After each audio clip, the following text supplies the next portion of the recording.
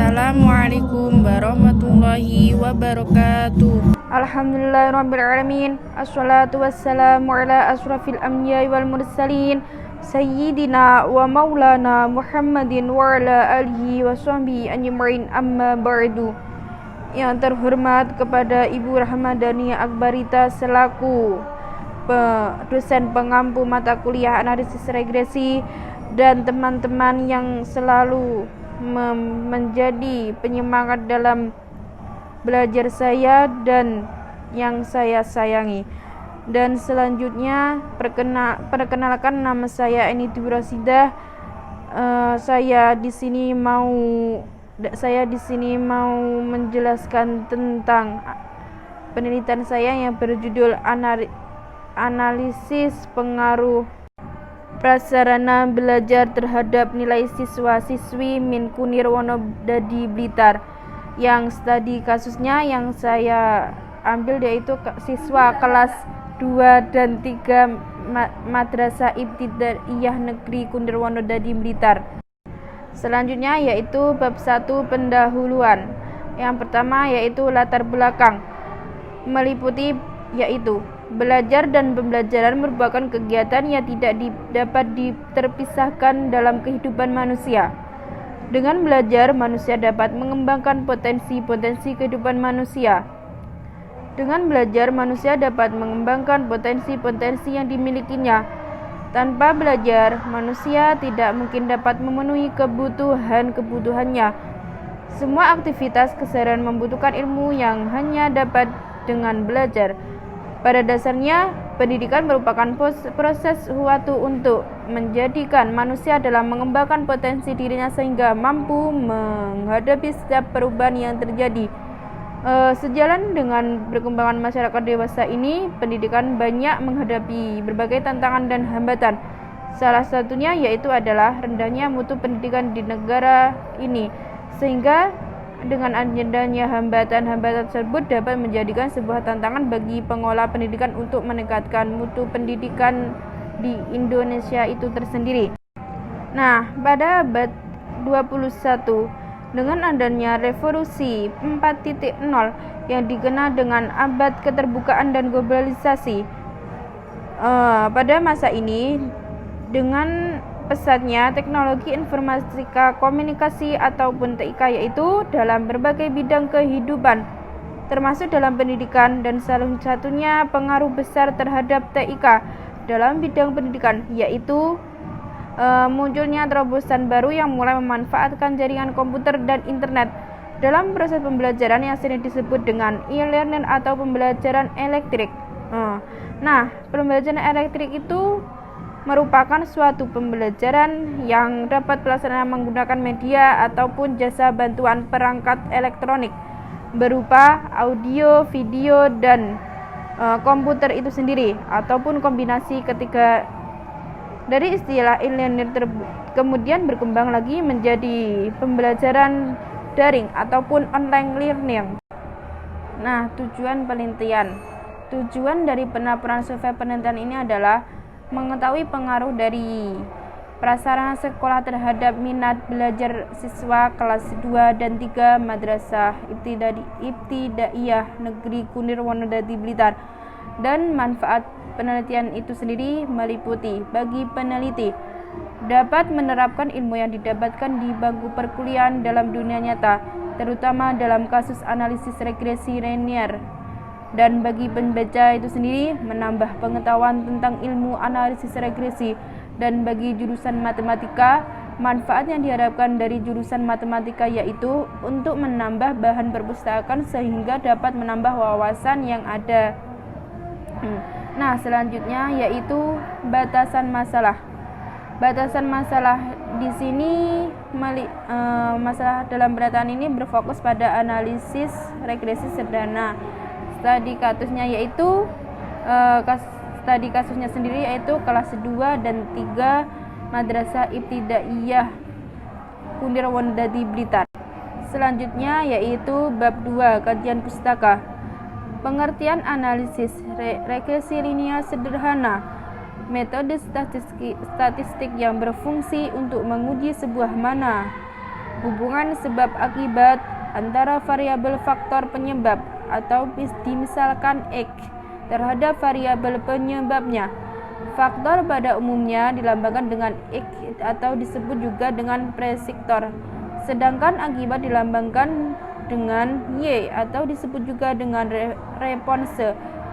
Regresi linear sederhana atau sering disingkat SLR, Simple Linear Regression, juga merupakan salah satu metode statistik yang dipergunakan dalam produksi untuk melakukan ramalan ataupun prediksi tentang karakteristik kualitas maupun kuantitas. Selanjutnya yaitu metode kuadran terkecil. Metode kuadran terkecil merupakan salah satu metode penduga parameter terbaik karena bersifat tak bias dan konsisten. Metode terkecil akan menghasilkan varian minimum bagi parameter regresi. Prinsip dasar metode ini adalah meminimumkan jumlah kuadrat. Nah, selanjutnya yaitu definisi pencilan. Definisi pencilan yaitu pencilan adalah data yang muncul mempunyai keunikan yang terlihat sangat jauh dari observasi yang lainnya dan muncul dalam bentuk ekstrim baik untuk sebuah nilai variabel tunggal ataupun variabel kombinasi. Pencilan merupakan data yang tidak normal pada suatu pengamatan pada kemiringan garis regresi karena mampu mengubah kemiringan garis regresi. Selanjutnya itu dapat pencilan. Dampak pencilan itu sendiri, kehadiran pencilan terhadap proses analisis data memiliki dampak sebagai berikut. Yang pertama yaitu varians data menjadi besar. Yang kedua, interval data dan range menjadi lebar. Mean menjadi bias, dan yang terakhir kesalahan dalam mengambil keputusan dan kesimpulan. Selanjutnya yaitu bab 3 metode penelitian. Yang pertama yaitu pendekatan dan jenis penelitian. Penelitian ini menggunakan penelitian kuantitatif. Menurut Sugiono dalam skripsi Tiara Naviana Prastiwi 2018 halaman 43, penelitian kuantitatif adalah penelitian dengan menggunakan angka dan analisisnya menggunakan data statistik. Tujuan penelitian kuantitatif adalah untuk menunjukkan hubungan antar variabel, menguji teori, dan menarik kesimpulan. Penelitian ini mencari analisis pengaruh prasarana belajar terhadap nilai siswa-siswi Min Kunir Wonodadi Blitar. Selanjutnya yaitu populasi dan sampel. Yang selanjutnya yaitu sampel. Dan selanjutnya yaitu variabel penelitian. Variabel penelitian pada dasarnya adalah segala sesuatu yang berbentuk apa saja yang ditetapkan oleh peneliti untuk dipelajari sehingga diperoleh informasi tentang hal tersebut, kemudian ditarik kesimpulannya. Dalam penelitian ini ada dua macam variabel penelitian, yaitu variabel bebas S dan variabel terikat Y. Variabel independen atau bebas X adalah variabel yang mempengaruhi atau yang menjadi sebab perubahan atau timbulnya variabel terikat. Sedangkan variabel dependen atau terikat yaitu variabel dipengaruhi atau yang menjadi akibat karena adanya variabel bebas. Selanjutnya yaitu metode pengumpulan data. Metode pengumpulan data itu sendiri meliputi sumber data. Data dalam penelitian ini adalah data sekunder. Selanjutnya teknik pengumpulan data. Teknik pengumpulan data dalam penelitian adalah penelitian diberi riset. Penelitian kepustakaan adalah penelitian yang dilakukan untuk memperoleh kumpulan data dengan cara menggunakan informasi literatur dokumen-dokumen. Selanjutnya itu analisis data. Setelah pengumpulan data, langkah selanjutnya adalah analisis data. Yang ini dengan cara menggunakan metode dapat membantu dalam mengelola data, menganalisis dan menginterpretasi data tersebut. Selanjutnya analisis data dari hasil penelitian. Semua data yang diperlukan telah terkumpul. Langkah selanjutnya yaitu menganalisa data tersebut. Data yang akan dianalisa dalam penelitian ini antara lain data angkat media benda konkret dan minat belajar serta nilai UTS siswa kelas 2 dan 3 pada pembelajaran bahasa Arab yang diperoleh dari peneliti dari guru. Pada penelitian ini, peneliti menggunakan pengujian terhadap instrumen yang terdiri dari uji validitas dan uji reliabilitas. Selain itu, penelitian juga melakukan uji prasyarat dengan melakukan ini normalitas dan uji gejala linear model. Setelah itu, peneliti baru akan melakukan uji hipotesis berupa analisis regresi linear sederhana dan uji MANOVA. Uji instrumen meliputi uji validitas dan reliabilitas. Selanjutnya yaitu uji prasyarat, uji normalitas data. Uji reliabilitas digunakan untuk mengetahui apakah indikator yang digunakan dapat dipercaya sebagai alat ukur variabel. Indikator dinyatakan reliable apabila nilainya